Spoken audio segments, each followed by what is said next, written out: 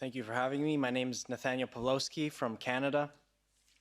I'm going to speak about the consequences of abuse of power under the guise of health, set out by the WHO framework that local governments take upon themselves to implement.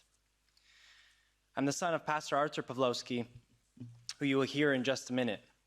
I am here today in desperation, a cry for help. I would like to stand here and tell you all the things about freedom and democracy that I like, but I no longer know those things. They have been taken away from us Canadians. Canada has fallen. We no longer have freedom of religion or freedom of speech or the right to protest or assemble or associate or express ourselves or have free media or disagree with the government. Anyone who does so is arrested, charged, and jailed as political dissidents.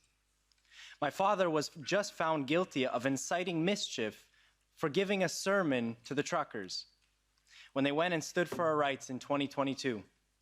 A Christian sermon that referenced the solidarity movement was criminal in our government's eyes. A charge that has a penalty of up to 10 years in prison. This case sets a precedent to all Canadians and the world if you allow this to happen, that anybody, including politicians and media, do not have the freedom to say or express what they have on their hearts for fear that what they say is mischief and could be liable to prison. I myself have been charged for preaching and reading the Bible publicly because the government claims the Bible isn't inclusive and is hateful. This is what the Canadian government is doing to us. In my father's case, the Crown prosecutor, and I believe in naming names because our oppressors do not get to get away with this without being named and shamed. So the Crown prosecutor, Stephen Johnston, and Judge Gordon Crink claimed that when Pastor Artur, my father, referenced the solidarity movement in his 19-minute sermon, it was an act of mischief against the government. The very solidarity movement that this parliament reveres and has placards about all over the building. The peaceful movement that broke the Iron Curtain and repelled the communist hold on Europe. The movement the Canadian government condemns and says is unacceptable. So I ask you, the rest of the free world, to intercede on Canada's behalf and pressure the Canadian tyrants to stop persecuting law-abiding free Canadians, especially clergy. They simply did their duty and gave hope. My father told the truckers to stand for their rights, solidarity style, and to do so peacefully. His sentencing is this August 9th, 2023, and if he goes down, we are all lost as Canadians. If a pastor goes to prison, what can they do to the rest of us? For giving a sermon in Canada, it is no better. They are no better than the tyrants of old. So please, I ask you for help and to pressure Canada on this matter and to help us deal with our oppressors who act like modern-day Caligulas. Trudeau is a modern-day Caligula. We cannot allow these mad emperors to run mad. And remember, all of this is being done under the guise of health, safety, and protecting us. By stripping our rights and ushering in tyranny, we must not allow Canada to treat its citizens, and especially clergy, this way. The WHO has structured a way to take away our rights, and our local governments are doing that. Now you will hear my father. He will speak via video. So this is Pastor Artur Pawlowski, political prisoner.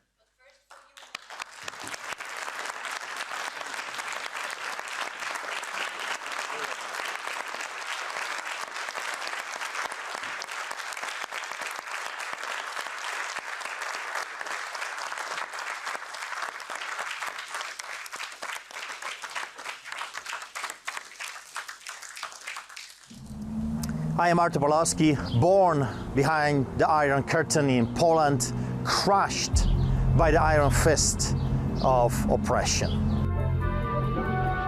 The armed forces now rule in Poland with martial law and the threat of execution for those who break it.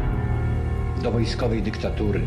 The horrors inflicted by unchecked despotism have burned their mark into my memory.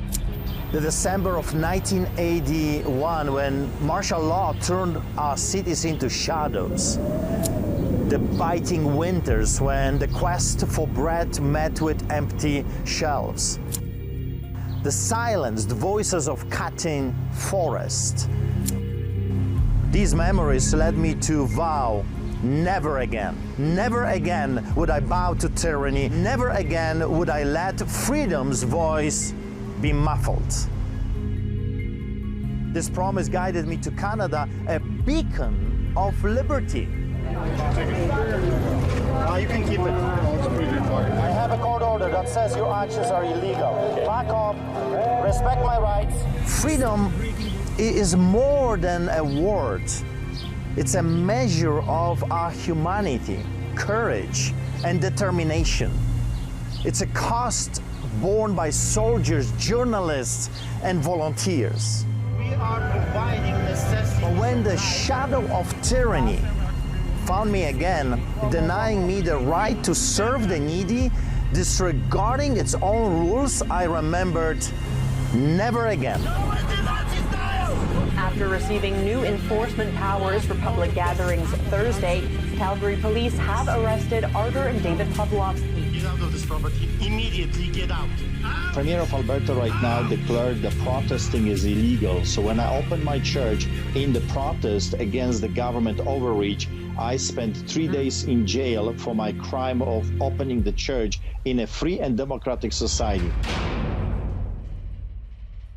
Like a soldier, I've tasted the bitter price of freedom, endured the cold handcuffs and harsh judgment. The soldier stands unflinching, knowing that freedom bears a cost. There is a price to pay. Like a journalist, I've dared to speak truth to power. My voice, not ink, reverberates through Calgary and beyond, fulfilling the duty of free speech. Like a volunteer, I've served my community with deeds, not mere words, knowing that true freedom lies in service to others. St. Augustine, a pillar of our Christian faith, said, hope has two beautiful daughters, anger and courage. Anger at the status quo, and courage to change it. From my house arrest, I pose this question to you, honorable members of the European Parliament. How many nights in cold cell would you endure for freedom? What lengths would you traverse to defend your people's rights? You see, I have spent 50 nights in jail standing up for our right to gather and worship. It's time to rise, to say never again, to face the lingering shadows of the 20th century, to challenge the injustice of today. It's in your best interest for people like me to survive. Because when we go down, be sure of it, you will be next.